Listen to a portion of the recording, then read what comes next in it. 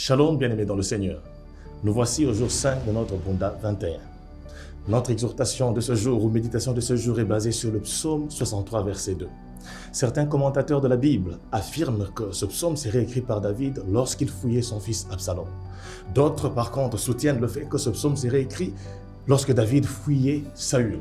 Mais qu'à cela nous tienne, le plus important pour nous, c'est que ce verset 2 de ce psaume a été écrit par David dans la perspective de rechercher l'intervention de Dieu par rapport à une situation difficile qu'il était en train de traverser. C'est pour cela qu'il commence ce psaume par marquer son identité, son appartenance à Dieu lorsqu'il dit « Oh Dieu, tu es mon Dieu ». Mais David, comment peux-tu rechercher un Dieu qui est silencieux alors même que ton propre fils te chasse du trône? David s'est mis à rechercher Dieu pour deux raisons. Premièrement, pour avoir son secours, parce que David savait qu'on ne peut pas se passer de Dieu. Deuxièmement, c'est pour marquer le fait que la présence de Dieu vaut plus que toute autre chose sur la terre.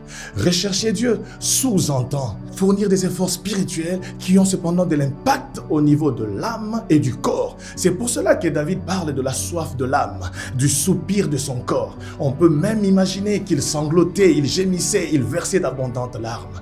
La description de la zone où était David comme étant une terre aride, sèche et desséchée montre tout simplement la profondeur de sa souffrance, de sa douleur, de sa détresse. C'est comme si Dieu l'avait abandonné. Et je voudrais dire à quelqu'un qui passe par des moments difficiles comme David de rechercher Dieu, de soupirer après lui, car Dieu n'abandonne jamais ses enfants. Il est là même si tu ne le sens pas. Il est là même si tu ne le vois pas. Il est là même si tu ne l'entends pas. Et c'est souvent dans le silence que Dieu fait des grandes choses. Alors je voudrais prier pour toi. Seigneur, merci d'intervenir dans la vie de quelqu'un maintenant, aujourd'hui. Merci de sortir quelqu'un de ce désert, cette terre aride, desséchée, sans eau, afin qu'elle puisse expérimenter l'abondance des fleuves d'eau dont parle la parole de Dieu. Au nom de Jésus-Christ, j'ai ainsi prié.